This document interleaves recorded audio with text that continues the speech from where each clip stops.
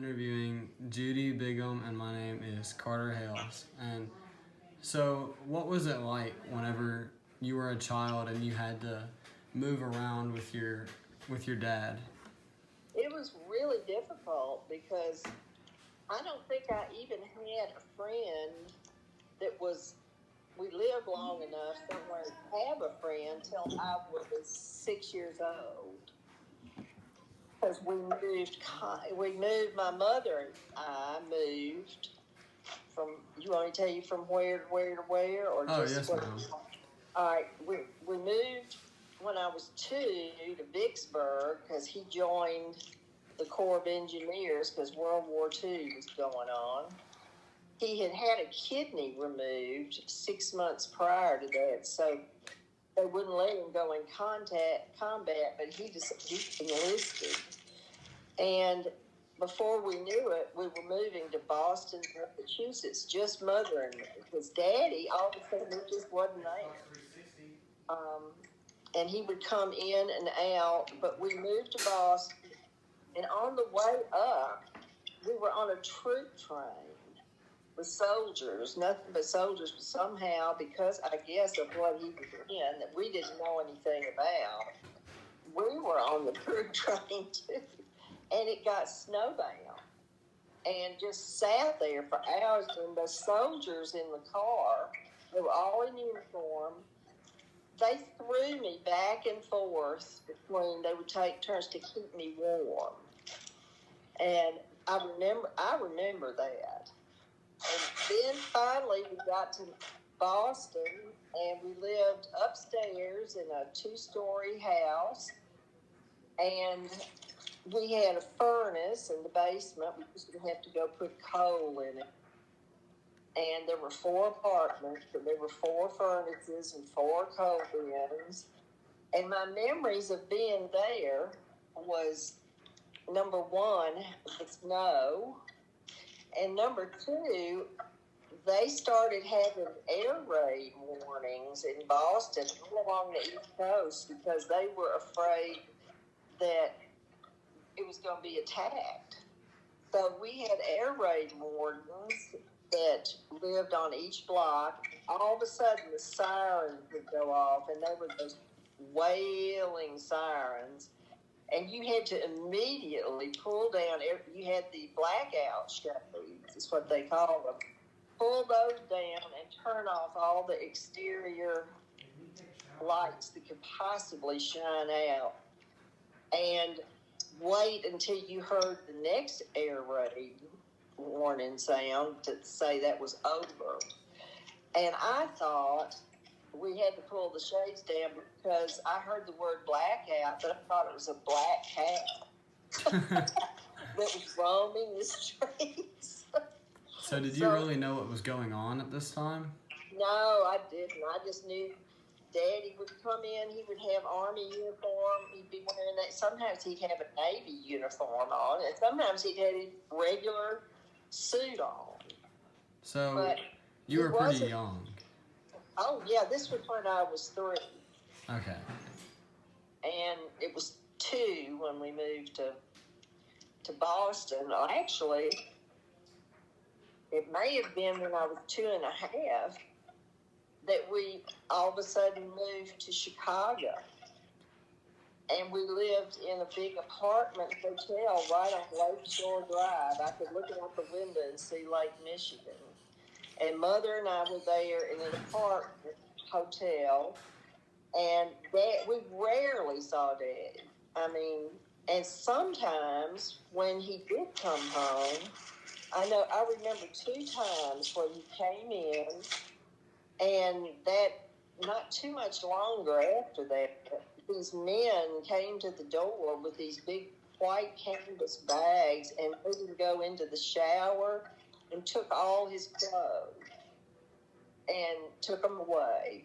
And, I mean, that was not what but when you're that young, it's just like, oh, that's what they're doing. Yeah. And, of course, my mother, Liam, thought he was in drum warfare. That's what she figured out, because actually what it was there had been radiation leaks because he was working in the secret location at the University of Chicago underneath the football field. It was called Stagg Field.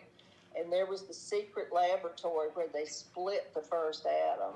And he was one of the people that designed the apparatus. They called them the piles, where that they had to have the carbon. And he was in that lab, and he knew Oppenheimer and Fermi and the scientists that were working there. But it was just so top secret that we didn't find any of this out until August of 1945. So he was rarely home, and when he was home, you didn't No, know. and when he was home, oh, it was so wonderful. But he, you know, we would just move and have a location where we would stay put. And then, I guess when I was about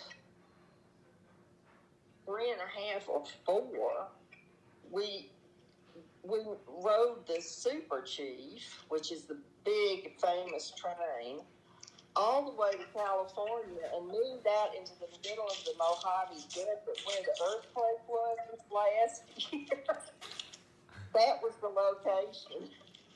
And it was called Indiaturn or China Lake.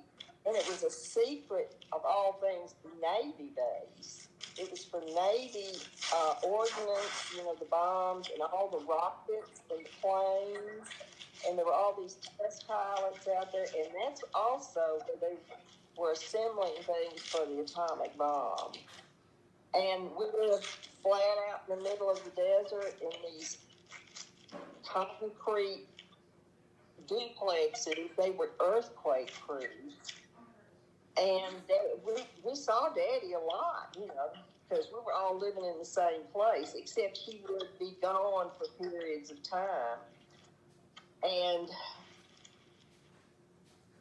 I remember Mother and I would go to Kansas sometimes in between times, like between Chicago and California, because that's where my grandparents lived. And if he wasn't sure where we could go, we would just stay there. It's a Junction City, Kansas.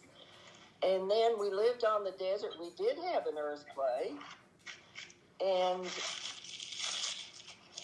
it looked like the sand was water. It was just rippling like water. And the sound was huge. And somebody drove up in a Jeep, and Daddy jumped out of the car, this duplex, and got in the Jeep and drove off in the middle of the earthquake. So that's a good memory. And then I remember he came in one day and said, "Now I can tell you what I've been working on." And they had dropped the atomic bomb. It was in August of 1945. I was 5 years old. They had dropped the first bomb on Hiroshima, and then a few days later, it was the Nagasaki, and finally Japan surrendered. And the reason, I guess, that President Truman came after President Roosevelt, he didn't even know until he was president about the Manhattan Project. And he was the one that okayed the use of it, because all of our forces that had been fighting Germany, we were already through with Germany. They had surrendered. But now we were at war with Japan. We had been at war with them the whole time. And two of the uncles served in the Pacific in the Navy and went from, these islands that they had to take. It was just brutal. And the United States was going to invade Japan, and there were going to be, millions of casualties, when you combine them and us. And so they dropped the bomb, and finally Japan surrendered. Yeah, so what was his profession when it came to the military? Well, he had gone to Georgia Tech, and he was an architect engineer. And when we moved to Vicksburg, he joined the Corps of Engineers